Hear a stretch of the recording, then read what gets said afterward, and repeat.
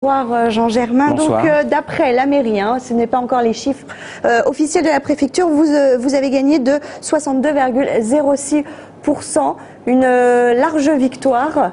Bah oui, nous sommes satisfaits, toute l'équipe ce soir, voilà, et on remercie les Tourangeaux qui nous font cette confiance, qui va nous obliger à être encore plus sérieux et plus disponible, parce que quand on a 62% des gens qui vous font confiance, faut en être digne, voilà.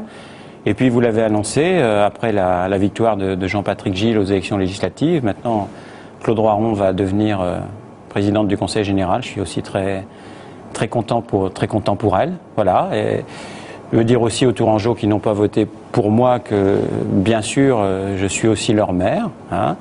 Avoir quelques mots aussi pour mes concurrents, et notamment mon concurrent principal, disant qu'il n'est jamais facile de perdre, qu'en ce qui me concerne, je le respecte et je respecte son équipe et je le ferai au conseil municipal. Vous avez bénéficié de ce contexte national qui a favorisé Obligatoirement. Alors maintenant, quel est le pourcentage? Vous savez, on s'était déjà exprimé sur ce plateau là-dessus, 20%, 25%. Bon, on avait fait 53-43 la dernière fois. On passe à 62,06. Bon, je pense qu'il y a un cumul des deux, les aspects locaux et les aspects nationaux, mais quand on dépasse 60%, je pense qu'on on atteint un seuil psychologique qui est important. Alors c'est une victoire pour la gauche dans le département, où ce soir, le basculement... La gauche, le centre et les non-inscrits en ce qui me concerne, puisque j'ai une liste qui va du Parti communiste jusqu'au centre. C'est une victoire de la gauche ouverte, j'allais dire, même en passant oui, par c'est ce que je voulais dire, c'est une victoire de la gauche ouverte. Et je crois que c'est la même chose dans un certain nombre d'autres communes.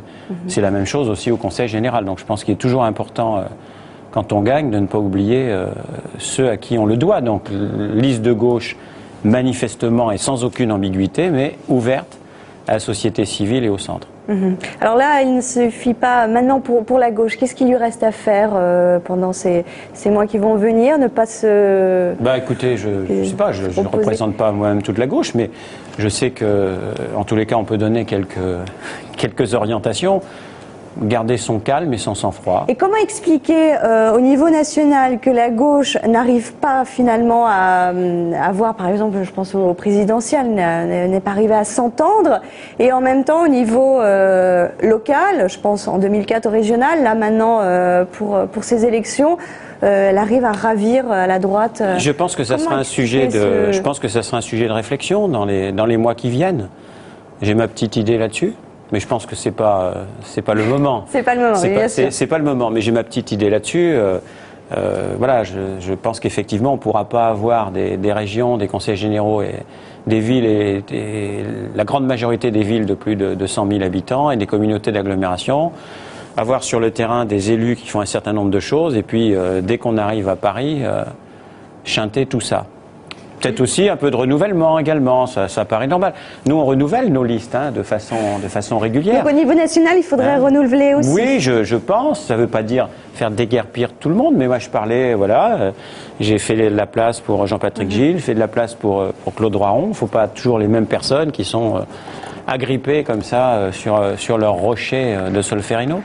Donc on voit, c'est vrai que on voit la mairie là, une belle ambiance, j'explique les images. Allez-y Jean-Claude. Oui, non, mais l'organisation de la gauche montre effectivement sa bonne réussite, puisque on est en pleine harmonie de la gauche en Touraine, avec le Conseil général, la grande ville, la ville principale, un grand nombre d'autres villes, la région.